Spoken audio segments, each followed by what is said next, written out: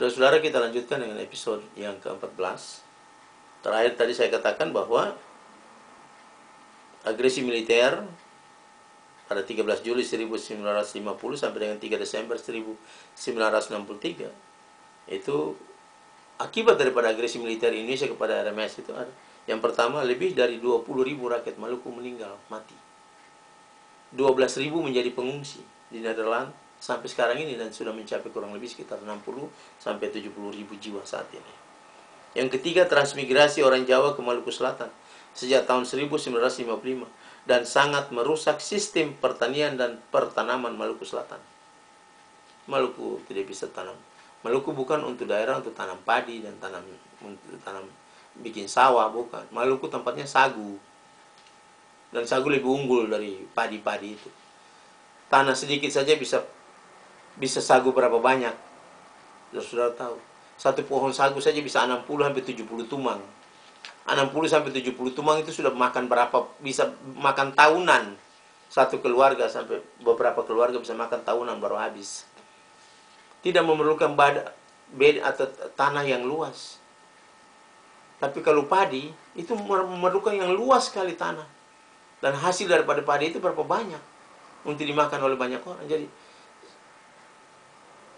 kita melihat di sini bahwa ketorong punya padi, ketorong punya sagu sudah terbengkalai amat sangat, dan banyak yang sudah merusak sagu, banyak sudah potong sagu, bunuh dan sebagainya untuk tanam-tanam yang lain. Orang Jawa datang ajar ketorong untuk bikin begini, ketorong bunuh sagu semua habis.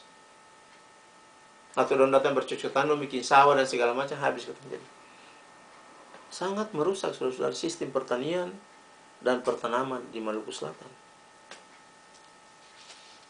Maluku Selatan kehilangan pembangunan selama sekian puluh tahun sekarang. Mulai dari tahun 50 sampai dengan tahun 2010, 60 tahun. Kehilangan pembangunan. Seandainya Republik Maluku Selatan berdaulat penuh pada saat itu dan sampai hari ini, beta yakin dan beta percaya, kita su tinggal landas jauh sekali. Indonesia masih tinggal di belakang, RI masih tinggal di belakang, NKRI masih di belakang. Yang kelima, rakyat Maluku Selatan selalu ditekan dan diabaikan dalam berbagai kehidupan bernegara. Yang keenam, rakyat Maluku Selatan selalu dituduh sebagai pengkhianat Indonesia, dijadikan kambing hitam dalam berbagai peristiwa dan dicap sebagai pemberontak RMS. Inilah hasil daripada agresi militer yang dilakukan di Maluku dari bulan Juli sampai dengan bulan Desember, dari tahun 50 sampai dengan tahun 63. Tindakan agresi militer ini sangat bertentangan dengan yang pertama, Konferensi Bogota Amerika Serikat, Piagam Organisasi Amerika Serikat kedua, Amerika Serikat 2 sampai 30 Mei 1948, bagian ketiga pasal 17 menegaskan bahwa teritori suatu negara tidak dapat diganggu gugat. Teritori suatu negara tidak boleh menjadi objek sasaran pendudukan militer atau tindakan-tindakan lain yang dilakukan secara paksa atau kekerasan oleh negara lain, walaupun hanya sementara waktu, baik itu secara langsung maupun tidak langsung, atas alasan-alasan atau dasar-dasar apa saja.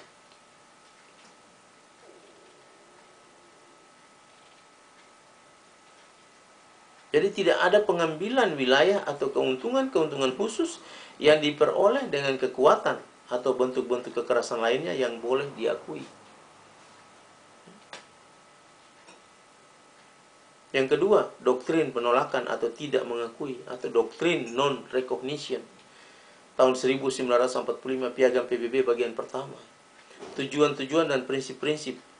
Pasal 2 nomor 4.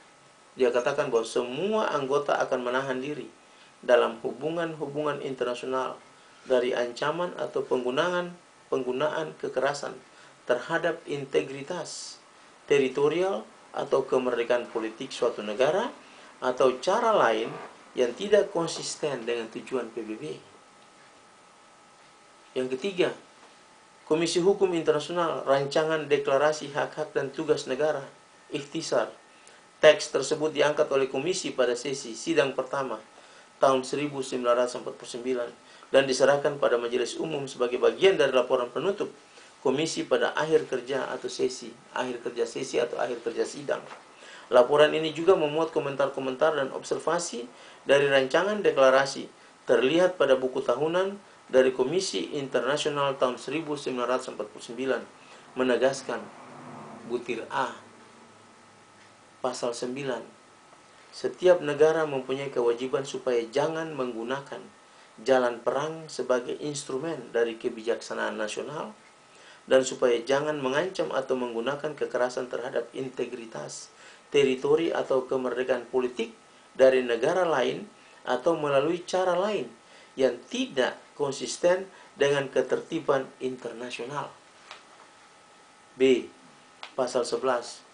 Setiap negara mempunyai kewajiban untuk tidak atau supaya jangan mengakui pengambilan wilayah lain oleh suatu negara lain melalui tindakan kekerasan seperti yang dicantumkan pada pasal 9 tersebut di atas. Saudara, ini merupakan pelanggaran ke-10 yang dilakukan oleh Soekarno. Jadi ada beberapa hukum internasional 1, 2, 3 itu yang bertentangan dengan apa yang Indonesia lakukan. Itu tidak bisa sama sekali dengan kekerasan militer, tidak dibenarkan. Baik oleh Konferensi Bogota Amerika Serikat maupun doktrin penolakan dan maupun juga Komisi Hukum Internasional pada tahun 1949 dengan pasal-pasal 9 dan pasal 11. Ini melarang atau bertentangan, tidak menghendaki pengambilan suatu wilayah berdasarkan kekerasan. Wilayah negara lain diambil oleh negara lain dengan cara-cara kekerasan tidak dapat dibenarkan di bumi ini. Tapi ya itu yang terjadi bagi Indonesia, dan itu seakan-akan dilegalkan dan dibolehkan oleh dunia internasional. Padahal hukumnya ada, tidak boleh. Selanjutnya, saudara, pemerintah RMS melakukan protes keras melawan penyerbuan ini antara lain. Berapa banyak kali pemerintah RMS melakukan protes pada tanggal 26, 29, 31 Juli 1950. Pada tanggal 2, tanggal 4, tanggal 10, dan tanggal 14 Agustus 1950.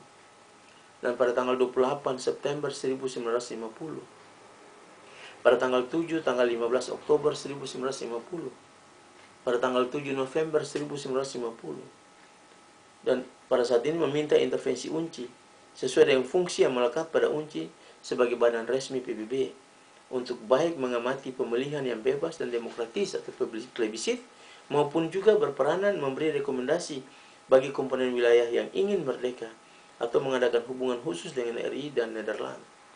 Ini yang disebut dengan self-determination. Jadi, UNCI sangat mengabaikan tugasnya dan fungsinya untuk memberikan rekomendasi pada rakyat yang ingin merdeka dan untuk menyelesaikan konflik-konflik yang ada dan untuk secara tuntas juga menyelesaikan hasil akhir daripada negara yang diingini oleh seluruh rakyat di Indonesia.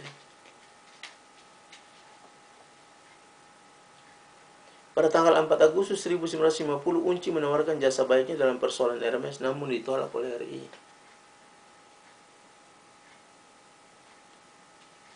Jadi, sebantar-sebantar bilang ini bukan urusan UNCI. Ini urusan dalam negeri Indonesia. Sebantar-sebantar, ya orang bilang daripada lebay-lebay. UNCI terima. UNCI menawarkan jasa baik, tapi Indonesia tolak, UNCI mundur. Nah, ini bukan begini. UNCI harus bertahan dengan dia punya sikap karena dia mewakili PBB. Sama dengan waktu Belanda mengagresi militer Indonesia. Dan sekarang Indonesia mengagresi militer Maluku, itu UNCI harus bersikap sebagaimana apa yang disikapkan oleh Dewan Keamanan. Pada tanggal 25 September 1950, UNCI menawarkan jasa baiknya lagi, namun tetap ditolak oleh RI dengan beralasan bahwa penolakan persoalan RMS adalah persoalan dalam negeri. Kita lihat. Persoalan dalam negeri.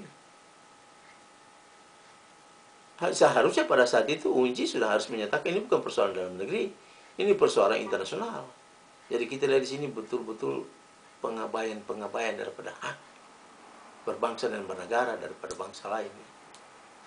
Itu dikebiri dan betul-betul dikungkung oleh Republik Indonesia, dan pada saat itu memang beta sendiri tidak mengerti kok Unji bisa lumpuh dan sebagainya.